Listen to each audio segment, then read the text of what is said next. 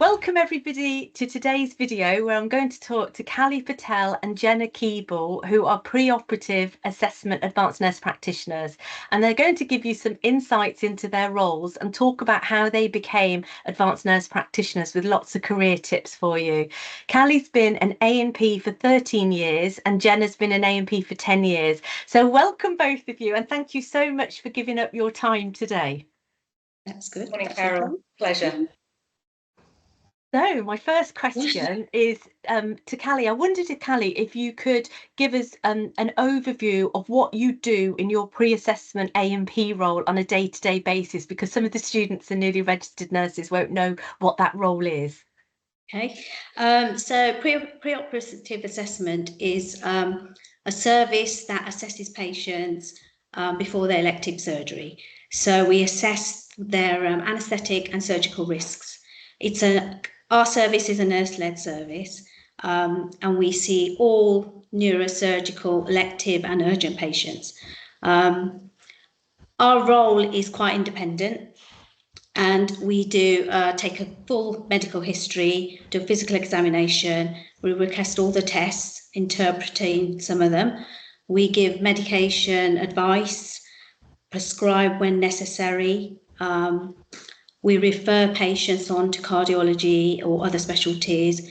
We have a lot of communication with outside specialties and GPs. We work alongside an anaesthetist who helps us sort of manage the patients.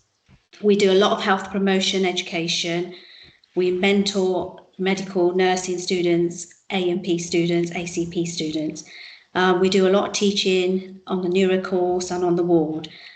Unfortunately, we also have to do a lot of administration, so we book all our patients, triage them, but that's part of the service. It just makes it flow much better, although it can be quite stressful. And that's generally the gist of it, really. Thank you so much. It's a really multifaceted role, and I think people will be really interested to know how you and Jenna aspired to that role and became advanced nurse practitioners. So my next question is, what professional experiences, qualifications or courses do you need to become an advanced nurse practitioner like you? And I don't mind who starts, you or Kally. Both of you can tell us your career journey. Shall I start, as I'm already speaking? Yes. So I have 29 years experience as a trained nurse. Once I trained, I did a short placement on medical ward, which was terrible. So I decided that it was very medicalized, and I wanted to, as a nurse, you want to do nursing. So as a student, I did a placement in neurology in my third year, and I really enjoyed it. And so I decided I'm going to apply for a job there. What I found when I went to neurology was it was very holistic. The staff were very relaxed, really supportive. There was a lot of learning because I didn't know much about neurology. It's a very vast subject, and I had lots to learn. So I found that I was nurtured into that environment, and I sort of stayed there forever, like you do. While there, I completed the neuro course.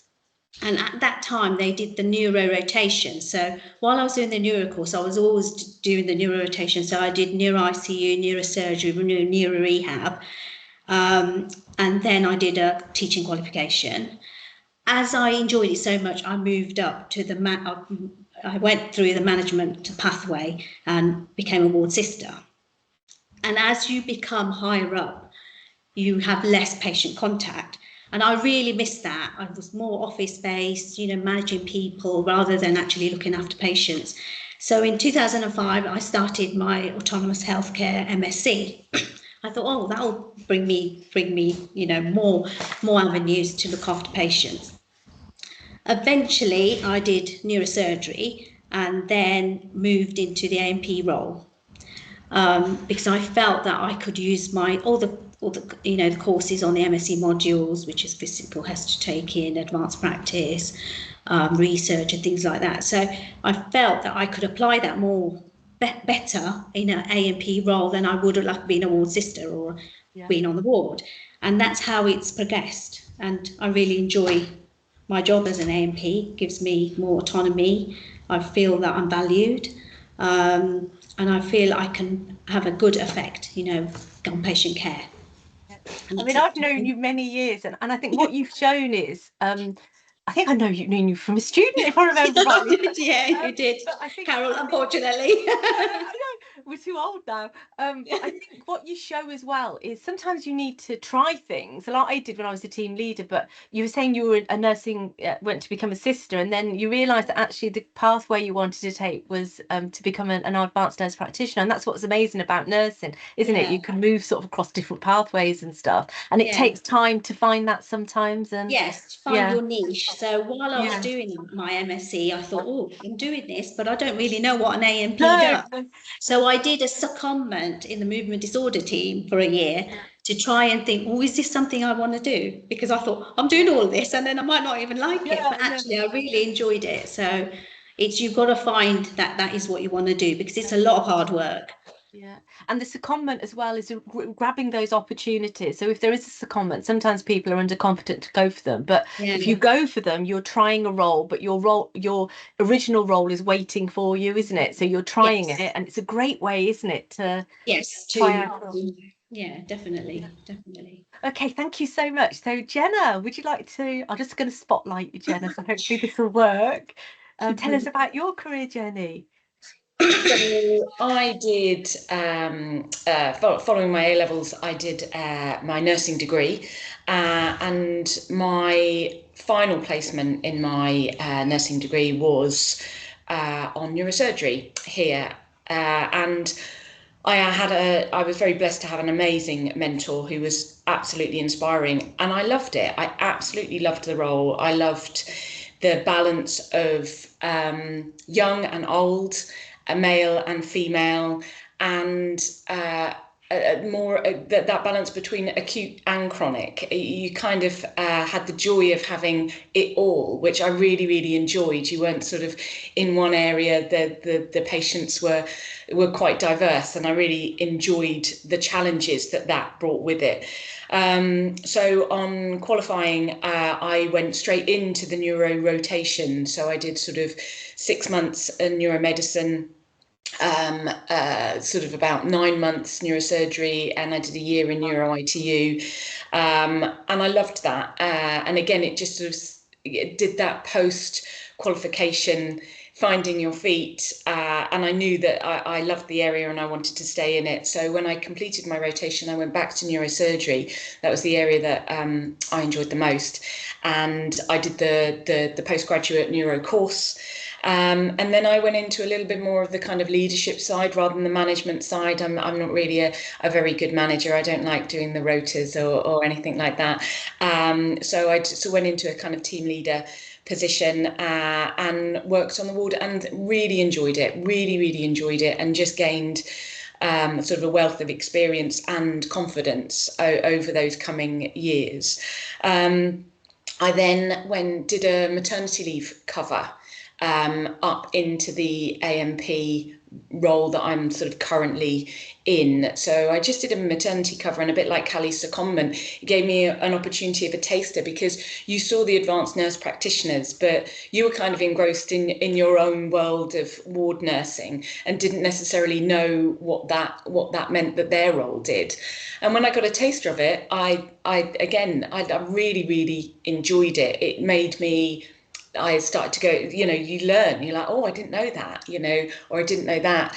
And then, so I was working sort of, then the maternity cover finished and I carried on and in that sort of specialist nurse role, and started to do the MSc modules, which was really hard work, but it fitted, it made sense. So you start on the modules and it fits with your role, and I think that's the thing, is that it made sense. It wouldn't have made sense 5 years before, but it made perfect sense at the time that I was doing it, and I was able to then apply that knowledge into the ANP role. And whilst I haven't finished the full MSc, what I have been given the opportunity to do is do all the modules that have allowed me to work as an ANP in my role here. So yeah, that's how I got here. So thank you so much. So I think some of the things that I'm getting from your what you've just said as well is the importance of so again, similar to Kally, doing some maths cover, which is similar to the secondment really, so trying the role out, but also networking with advanced nurse practitioners before you went into the role to gain some insight, so you were observing them, and also the rotation. So do you want to sort of say that how, so doing the rotation as well, when you did your rotation as well as a student, was it as a student or as a newly No, registered nurse? as a registered nurse, Registered the nurse, yeah. rotation program, I think again, it just broadens your horizons to not just, you know, we know what we know, we're comfortable in the role, but by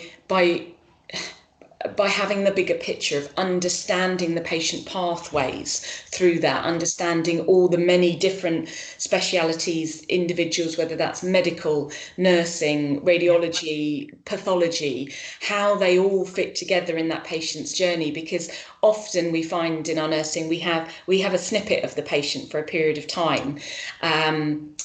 And that's important to us because that's what we're doing day to day, but understanding their whole pathway and how the team works together, how the hospital functions. And I think that, you know, I was very, very blessed with a mentor who was the ward sister at the time that kind of really encouraged me, and I would encourage anyone, break out and have a little look and try and see the bigger picture, because it makes, when you go back to your small area, it makes you more aware, and it's if you get those opportunities, definitely take them.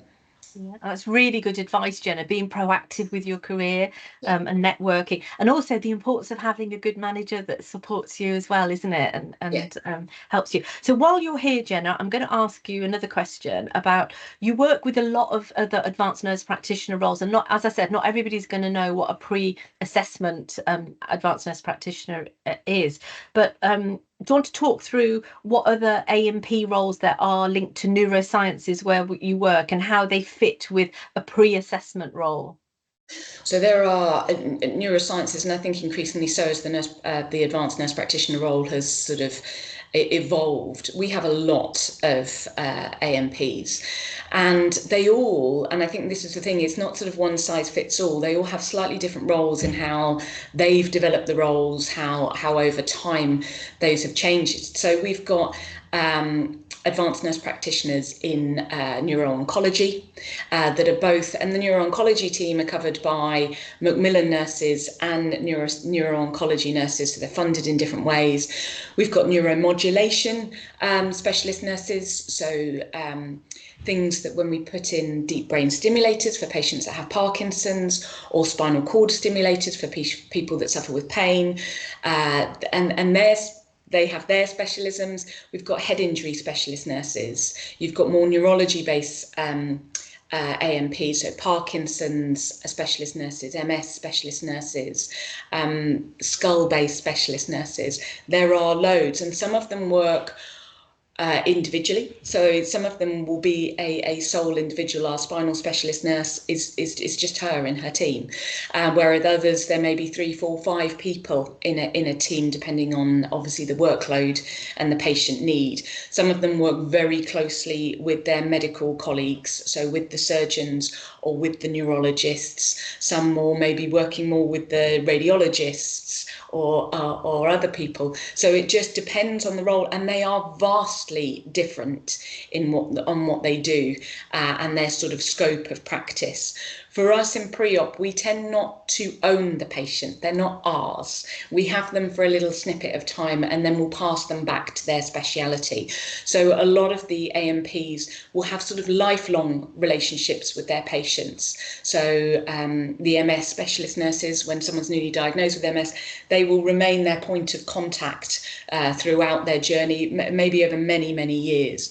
Where for us in our team, so we are a team of 4 ANPs, and we see the people, so either the surgeons or other specialist nurses will refer the patients to us because they need some kind of surgical procedure, and then we will see them, and we work very much in making sure that the patient is having the right operation, that they know that their questions are answered, that they're fully informed, and that they are sort of optimized health-wise, and that they're fit to have the surgery.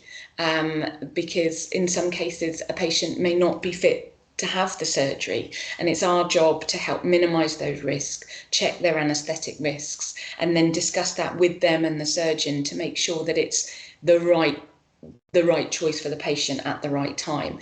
And then if there's any follow-up, as Kally mentioned, with our role, we will do investigations, we will optimise health, we will communicate with many other members of the sort of healthcare team, both in the hospital or in sort of primary care with GP practices and diabetic specialist nurses in the community and people like that.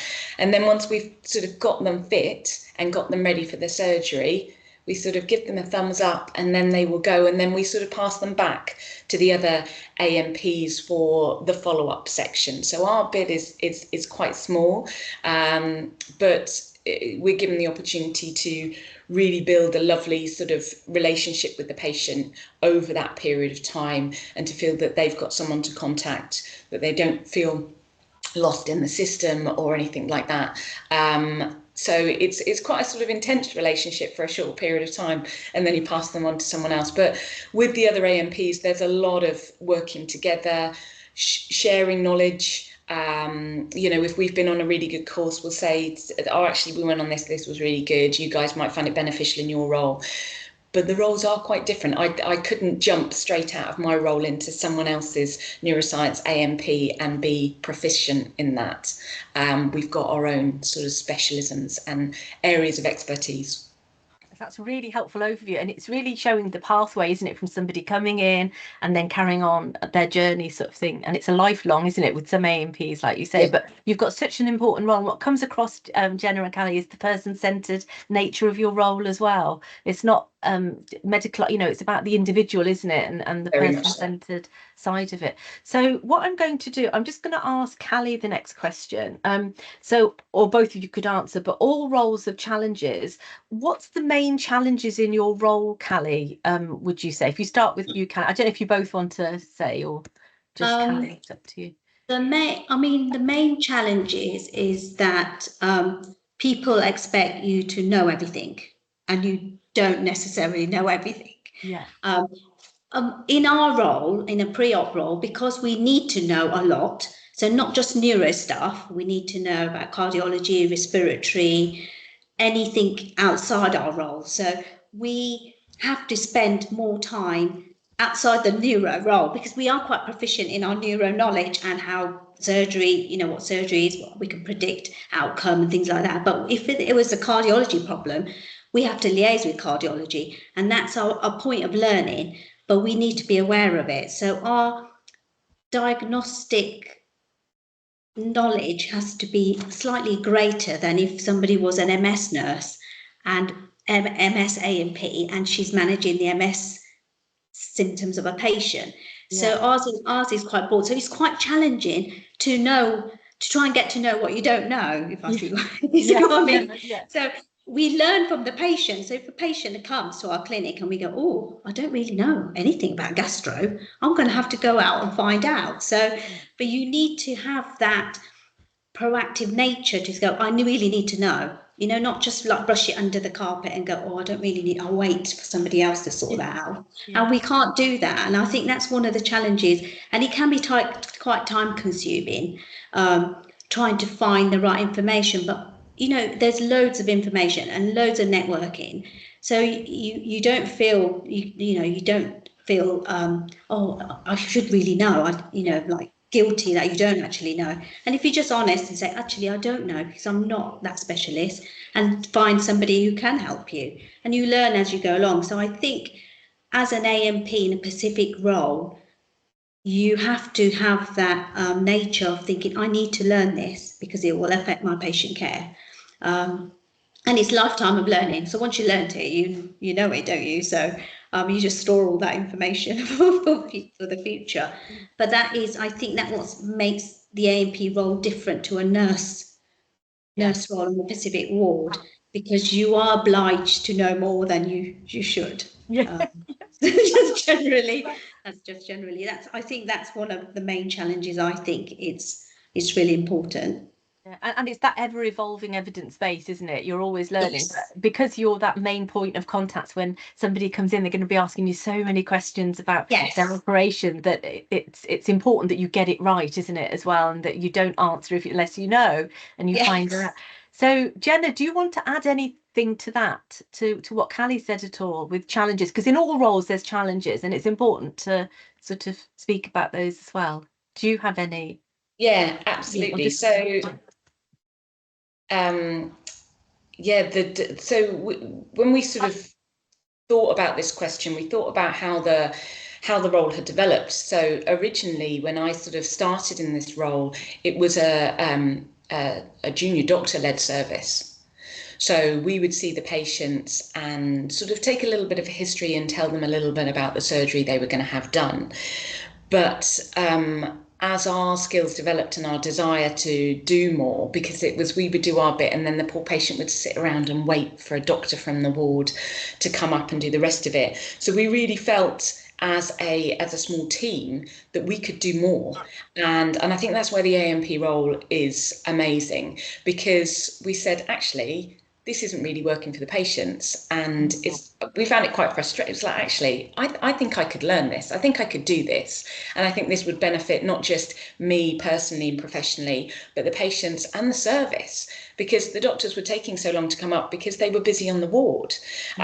So we really sort of developed that role and the expertise that came with it. And as Kally said, a lot of this was out of our, I was a very comfortable and competent neuroscience nurse, and then all of a sudden I was being asked to assess someone that had a kind of significant cardiology history. It was like, oh, okay, right. So I need to brush up on that, and that's where the ANP modules were fantastic. I mean, it takes over your life for a period of time when you're learning to examine someone and learning to look at every system, because you don't know what your patient's going to come in with. They could come in with needing they've got renal issues and they're on a transplant list, or they've got gastro problems and a plethora of medications to go with that. And it was, as Kally mentioned, that sort of background. You're like, okay, so I really need to know this, and that learning was huge. And as a team, that was really good. So you don't, you're very autonomous, and you have to stand by every decision you make, because you make the wrong one, it's your fault, and there is that pressure, and you do need to know. But also the team in which we work, certainly there'll be a little knock on the door going, oh, have you come across this before, or this is what I found. And that collaboration with other ANPs and that peer support is really, really important. And as Kally said, it's the importance and the confidence of going, I don't know that, so I'm going to find that out. I'm not just going to ignore it.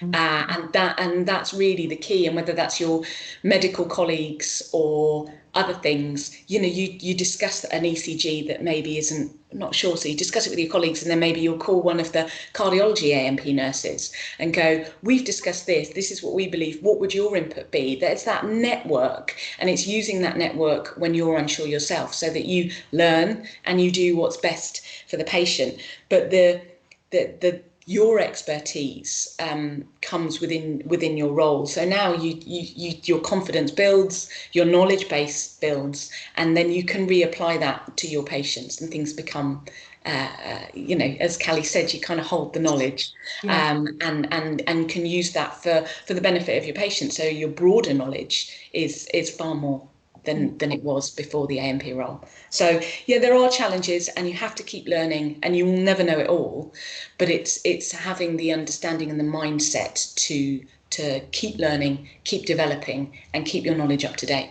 Definitely. And what you've done is really explained how you overcome those challenges really well as well, and teamwork, communication, and looking at that evidence base is really important. So thank you, that's really helpful. So I think, Jenna, you started to talk about autonomy, and I'm just going to ask you, what sort of the key transferable skills that you need as an advanced nurse practitioner? So if somebody's trying to develop their current career to become an advanced nurse practitioner, there are some core key skills, aren't there, that you utilise in your role? So do you and Kally sort of want to say what you think they are? So I'll do a little bit and then I'll pass over to Kally for this. Yes, but great. I think my advice to anyone aspiring to be an ANP is do the groundwork, really understand what nurse you want to be. And that doesn't, some of your other interviews, Carol, that you've done, people knew straight away I didn't want to be an in-hospital nurse. I wanted to do this. And I think it's really important for anyone that's qualifying to understand what kind of nurse you want to be. And if you're not sure about that to begin with, then that's okay, but gain as much experience as you can. Kally started off in sort of neuromedicine, whereas for me, I much preferred the surgical side. So understand what works for you as a nurse and what you enjoy and what kind of a nurse you want to be. I am no manager. Kally's a far better manager than I am. I'm not a manager, and that's okay. It doesn't make me a bad nurse. It just means that my skills are maybe in other areas. So understand your skills and what you enjoy and how you like to interact with your patients, and do that groundwork, because you need that experience and you need that knowledge, so that when you do go into more advanced level nursings, you've got a really, really sturdy base in which to work on, because without that you may tumble a little bit. I think it's a little bit like when you learn to drive. You pass your test and you can drive, you've got the certificate, doesn't mean you're a really good driver yet. What you need to become a really good driver is to drive a lot, is to drive in the rain and drive in the snow and drive when it's dark and gain all that experience of driving. And then you're a really, really good driver. You can drive, but to be a really good driver, you do need experience. So with ANP, don't rush the journey. Don't jump straight into it. You really do need to get there. That will make you a better ANP in time. So just enjoy the journey and the climb to get there. It will make you a better ANP when you finally get there. So yeah, don't try and get there straight away. Yeah, it's a really good advice there. And I would say, dispute what you say, you're not a good manager. I think you're an amazing team. You were an amazing team leader and coordinating care on the neurosurgical unit. It's more probably, as you explained, in relation to the type of work you're doing. So with the career pathways, you've got your leadership type role, matron, assistant, charge nurse, matron, senior nurse, whatever. And then you've got your education pathway and you've got your ANP specialist. You are still managing, leading, coordinating you in your role. It's more the type of work, I would say, because you were a very good manager and leader in your day on the Thank you, Carol. So, but some really good insights there, Jenna, as well, which is really good. So I'm going to go to Kally now. What have you got anything else to add to what Jenna said, Kally? I think when you are in an ANP role, you can do as many courses as you want, but you need to apply them, because that's the only way you're going to be a good ANP, because people do lots of courses and actually don't apply them. And if you are going in an ANP role, you need to be really specific on what course you need you can apply, because that's the only way it's going to help you.